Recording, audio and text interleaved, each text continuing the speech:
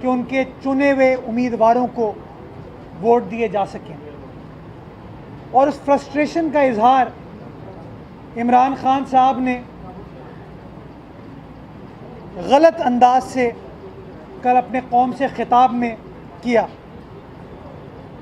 कल वज़ीर आज़म पाकिस्तान ने बजाय इसके कि वो इलेक्शन कमीशन ऑफ पाकिस्तान की तारीफ़ करते कि इलेक्शन कमीशन ने आईन पाकिस्तान का साथ दिया, और जब अदालत ने, सुप्रीम कोर्ट ने इलेक्शन कमीशन से उनका मौक़िफ़ सीक्रेट बैलेट के हवाले से पूछा, तो इलेक्शन कमीशन ने वो मौक़िफ़ जो कि आइन के आर्टिकल 226 में दर्ज है, वो मौक़िफ़ सुप्रीम कोर्ट के सामने बयान किया। और वक्त ने साबित किया कि वो मौक़िफ़ इलेक्शन कमीशन ऑफ पाकिस्तान का दुरुस्त था, क्योंकि सुप्रीम कोर्ट ने भी फ़ैसला यही किया कि सेनेट के इंतखाबात को सीक्रेट बैलेट के तहत होने की ज़रूरत है। बजाय इसके वज़ीर आज़म जो कि माजी में रूल ऑफ लॉ के कसीदे पढ़ते थे और आवाम को वादा करते थे कि मैं आऊँगा तो कानून की हुक्मरानी होगी, कानून की बालादस्ती होगी, आइन की बालादस्ती होगी, बजाय इसके इमरान खान साहब इलेक्शन कमीशन को कॉम्प्लीमेंट करते कि आप आइन के साथ खड़े हुए। कल वज़ीर आज़म साहब ने इलेक्शन कमीशन के ख़िलाफ़ जो बातें की वो गैर मुनासिब थी, और मैं समझता हूँ वो कंटेम्प्ट ऑफ कोर्ट के ज़िम्मे में आती हैं। मैं आप तमाम दोस्तों को ये बताना चाहूँगा कि 2017 का जो इलेक्शंस एक्ट पाकिस्तान में नाफिजुल अमल है, उसकी शिक number 10 election commission of Pakistan को कोर्ट के इख्तियारात देती है, हाई कोर्ट के इख्तियारात देती है। और शिक नंबर 10 इस बात को कैटेगोरिकली दर्ज करती है कि जो शख्स इलेक्शन कमीशन को स्कैंडलाइज करने की कोशिश करेगा, उसकी परफॉर्मेंस में इंटरफेयर करने की कोशिश करेगा, तो इलेक्शन कमीशन ऑफ पाकिस्तान उसके ख़िलाफ़ कंटेम्प्ट ऑफ कोर्ट की कार्रवाई कर सकती है। मैं समझता हूँ कल वज़ीर आज़म का बयान फैक्चुअली गलत था, जब उन्होंने इलेक्शन कमीशन के बारे में फरमाया कि जब सुप्रीम कोर्ट ने इलेक्शन कमीशन को मौका दिया कि आप ओपन बैलेट की तरफ जा सकते हैं, तो वो क्यों ओपन बैलेट की तरफ नहीं गए। मैं वज़ीर आज़म साहब को बताना चाहूँगा कि आपको गलत किसी ने इन्फॉर्मेशन दी है। सुप्रीम कोर्ट ने इलेक्शन कमीशन से अपना आइनी मौक़िफ़ मांगा था, और वो आइनी मौक़िफ़ इलेक्शन कमीशन ने सुप्रीम कोर्ट के सामने पेश किया कि आर्टिकल 226 ये कहता है कि सीक्रेट बैलेट के तहत इंतखाबात होने की ज़रूरत है।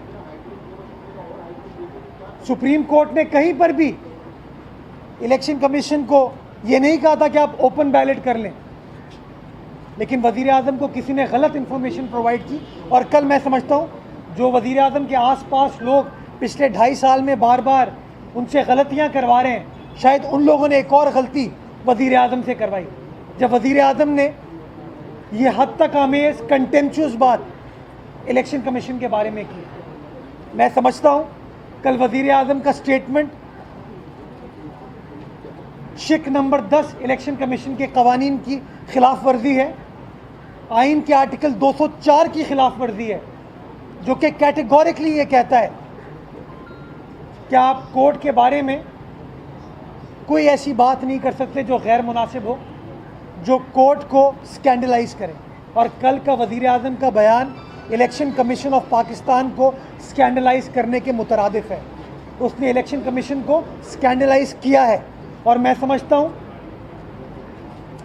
कि जो लोग कानून की हुक्मरानी, आइन की बालादस्ती की बात करते थे, उन लोगों के ख़िलाफ़ अब कार्रवाई होने की ज़रूरत है। इलेक्शन कमीशन जिसने अभी तक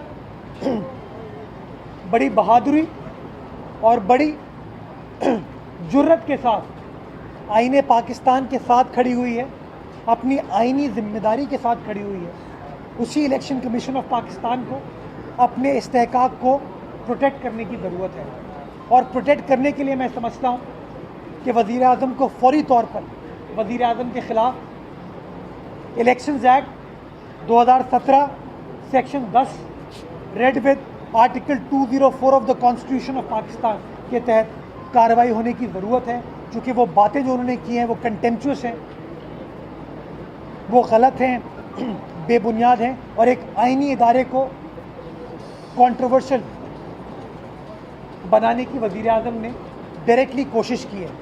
और ज़रूरत इस बात की है कि इलेक्शन कमीशन ने जिस तरह माजी में अपने दायरे कार को प्रोटेक्ट किया है, उसको इन्फोर्स किया है, ज़रूरत इस बात की है कि फौरी तौर पर इलेक्शन कमीशन इस स्टेटमेंट का नोटिस ले और वज़ीर आज़म के ख़िलाफ़ कंटेम्प्ट ऑफ कोर्ट की कार्रवाई स्टार्ट की जाए।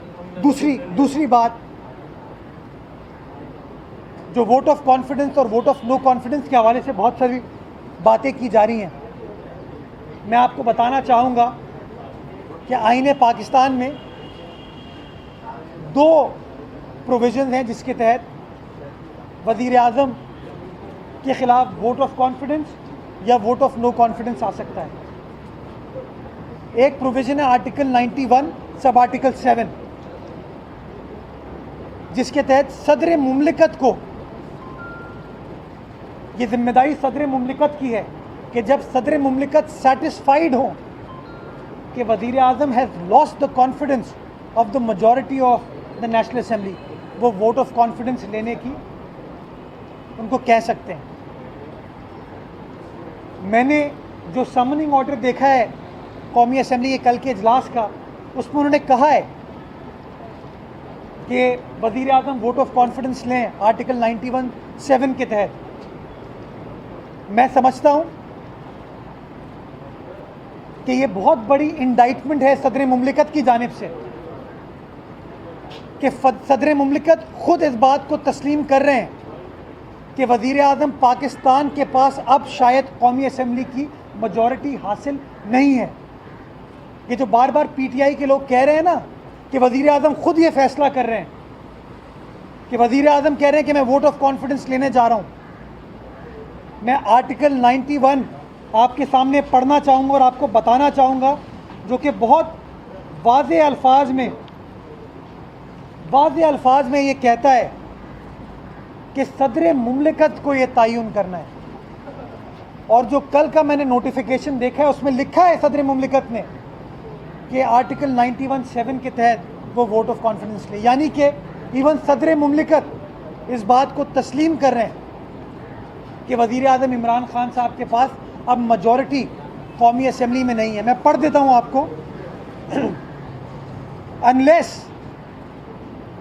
The president is satisfied that the Prime Minister does not command the confidence of the majority of the members of the National Assembly, in which case the President shall summon the National Assembly and require the Prime Minister to obtain a vote of confidence from the Assembly. तो मेरे भाइयों, मैं बताना चाह रहा हूँ कि बार बार ये जो पीटीआई वाले हर चीज़ में क्रेडिट लेने की कोशिश करते हैं, ये वज़ीर आज़म के दायरे कार में नहीं आता। ये चीज़ ये आईनी एतबार से सदर मुमलिकत का इख्तियार है। सदर मुमलिकत ये इख्तियार अपनी दानिश में इस्तेमाल करता है। जब सदर मुमलिकत सेटिस्फाइड हो, मुतमईन हो, इस बात पे कन्विंस्ड हो इस बात पे कि वज़ीर आज़म के पास मेजॉरिटी का कॉन्फिडेंस नहीं है, तो सदर मुमलिकत ये फैसला करता है कि वज़ीर आज़म जाइए आप और वोट ऑफ कॉन्फिडेंस लीजिए। ये वज़ीर आज़म फैसला नहीं करता, ये जो बार बार पीटीआई के तर्जुमान आके कह रहे हैं कि इमरान खान साहब ने खुद फैसला किया है। ये असेंबली का इजलास वज़ीर आज़म की एडवाइस पर नहीं बुलाया जाता, ये इजलास सदर मुमलिकत खुद बुलाता है। ये सदर मुमलिकत का फ़ैसला है और इस फैसले में नज़र आ रहा है कि सदर मुमलिकत ने 91(7) में अपना इख्तियार इस्तेमाल करते हुए इस बात का तयन किया है कि वज़ीर आज़म के पास मेजॉरिटी नहीं है। दूसरी जो इख्तियार है वो अपोजिशन के पास है कि अपोजिशन दरख्वास्त कर सकती है एक वोट ऑफ नो कॉन्फिडेंस लाकर, एक रेजोल्यूशन मूव कर सकती है 20% मेंबरशिप शो करके, और अगर ऑपोजिशन कामयाब हो तो वज़ीर आज़म को घर जाने की ज़रूरत है। तो अभी ऑपोजिशन ने वो करारदाद मूव नहीं की है। ये बड़ी इंपॉर्टेंट चीज़ है। ये जो असेंबली का इजलास बुलाया जा रहा है ये सदर मुमलिकत ने बुलाया है, और ये इजलास सदर मुमलिकत ना हुकूमत की ईमा पर बुलाते हैं ना ऑपोजिशन की रिक्वेस्ट पर बुलाते हैं। ये सदर मुमलिकत अपनी दानिश में फ़ैसला करते हैं, और वो सदर मुमलिकत ने फ़ैसला किया है जब उन्होंने देखा, जब उनको महसूस हुआ, जब वो कन्विंस्ड हुए कि इमरान खान साहब के पास शायद अब मेजॉरिटी नहीं है, और इसलिए ये इजलास कल का बुलाया गया। अब देखें किस तरीके से सीक्रेट बैलेट में तो ये साबित हो गया कि इनके पास मेजॉरिटी नहीं है। अब ओपन बैलेट के ज़रिए, धौंस के ज़रिए, डराने धमकाने के ज़रिए वज़ीर आज़म अपनी मेजॉरिटी साबित करने की कोशिश करेंगे।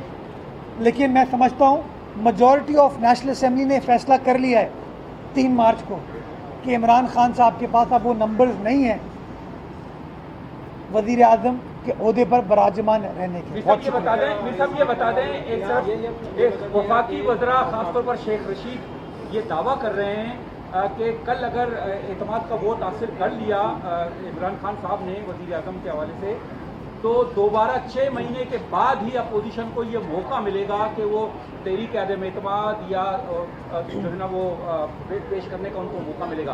किस हद तक कानूनी तौर पर ये बात दुरुस्त है कि 6 महीने तक कुछ नहीं होगा? देखिए, जिस आइन का मैंने मुताला किया है, जिस आर्टिकल 91(7) का मैंने मुताला किया है या आर्टिकल 95 का मैंने मुताला किया है, उसमें 6 महीने की कोई रिक्वायरमेंट मुझे नज़र नहीं आती, कोई रिक्वायरमेंट नज़र नहीं आती। तो मुझे नहीं पता कि शेख रशीद साहब ने किस बेसिस के ऊपर ये स्टेटमेंट दिया है। शायद 18वीं तरमीम से पहले जिस ज़माने में वज़ीर आज़म को वोट ऑफ कॉन्फिडेंस लेना पड़ता था, वज़ीर आज़म मुंतखब होने के बाद शायद उस ज़माने में इस तरह की रिक्वायरमेंट हो। लेकिन अभी जो मौजूदा आर्टिकल 91(7) की हालत है या आर्टिकल 95 की हालत है, उसके अंदर कोई इस तरह की मुझे रिस्ट्रिक्शन नज़र नहीं आती। अगर शेख रशीद साहब ने कोई ऐसा कोई डॉक्यूमेंट देखा है जो उनके पास मौजूद है, वो पब्लिक के साथ शेयर कर लें। लेकिन 91(7) मैंने पढ़ा है, उसके अंदर इस तरह की बात कोई लिखी हुई नहीं है। ये करके मैं आपको बताऊँ।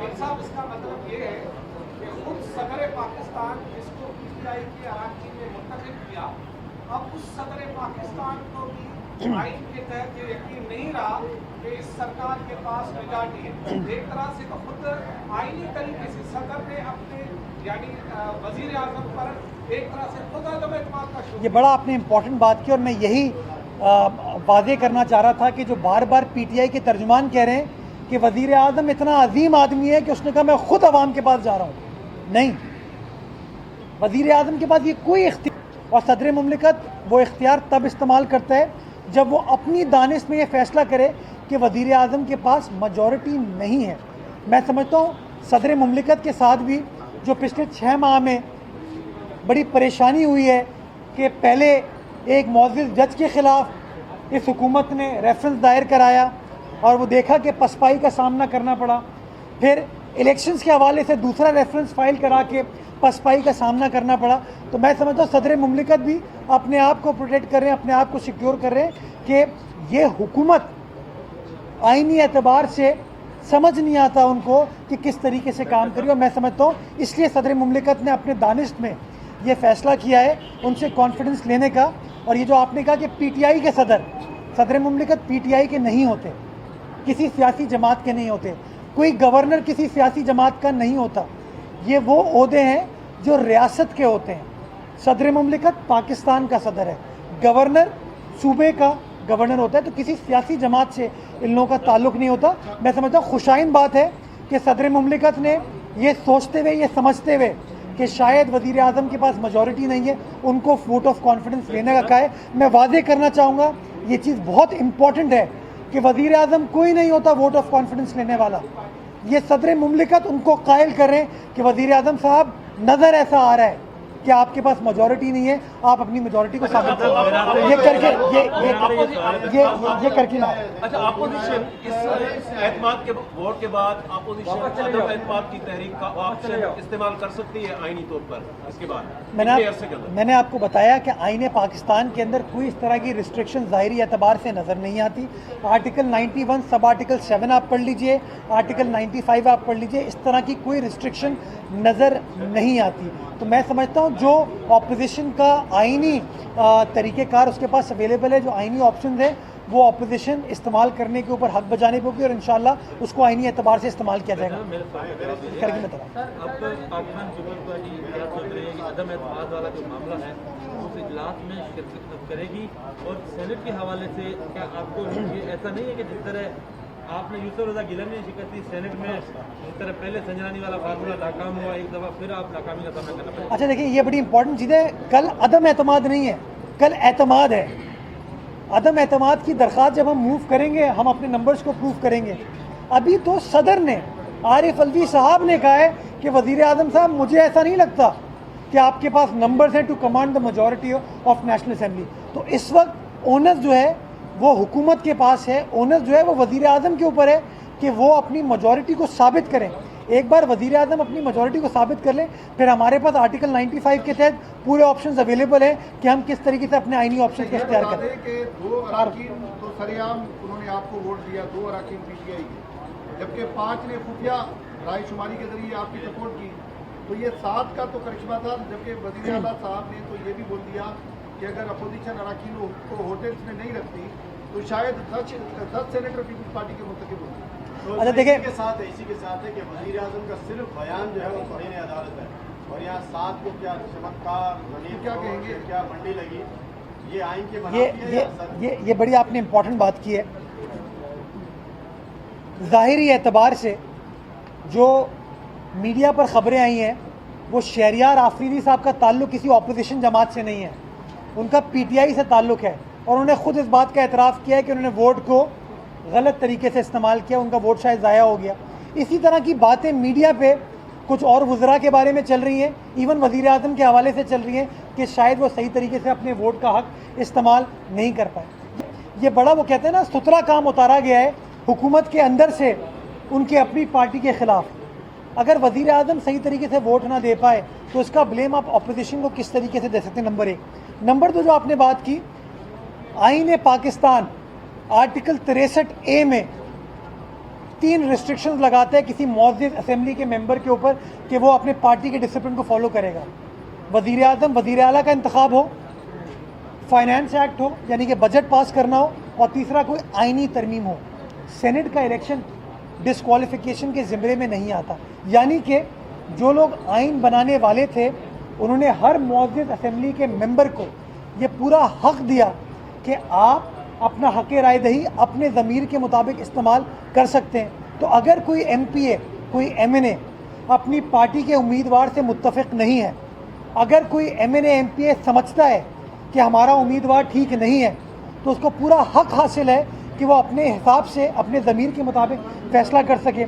मैं तो आपको ये भी बताना चाहूँगा, आप लोग ख़ुद इसको चेक करें कि आयद किए गए वो गलत हैं, बेबुनियाद हैं। तो मैं समझता हूँ ज़रूरत इस बात की है कि इलेक्शन कमीशन ऑफ पाकिस्तान कानूनी चाराजोई स्टार्ट करे, कानूनी कार्रवाई स्टार्ट करे, कंटेम्प्ट ऑफ कोर्ट की प्रोसीडिंग स्टार्ट करे वज़ीर आज़म पाकिस्तान के ख़िलाफ़ और उनके वज़रा के ख़िलाफ़। ये करके लगाई जा रही है, सबसे पहले लेटर निकाला कि जो मुलाजिम है वो वैक्सीन लगाएगा, उसको नौकरी से खारिज कर देगा। ये कौन सा कानून है? देखिए, जो हुकूमत के इंस्ट्रक्शंस होते हैं, रियासत के उन इंस्ट्रक्शंस को फॉलो करने की ज़रूरत है। और ये जो इंस्ट्रक्शंस दिए गए हैं, ये सरकार ने, ये हुकूमत ने हेल्थ वर्कर्स के मफाद में दिए हैं। तो बेहतर फ़ैसला था, ये अहसन फ़ैसला था, ताकि हेल्थ वर्कर्स का जब चैप्टर क्लोज हो जाएगा, उनकी वैक्सीनेशन हो जाएगी, तो फौरी तौर पर बाकी जो अशख़ास हैं, जो आम शहरी हैं, उनकी भी वैक्सीनेशन के प्रोसेस को स्टार्ट किया जा सके। तो एक अच्छा फ़ैसला था और मैं समझता हूँ वैक्सीनेशन को यकीनी बनाने के लिए ये चीज़ करने की ज़रूरत थी। बहुत शुक्रिया।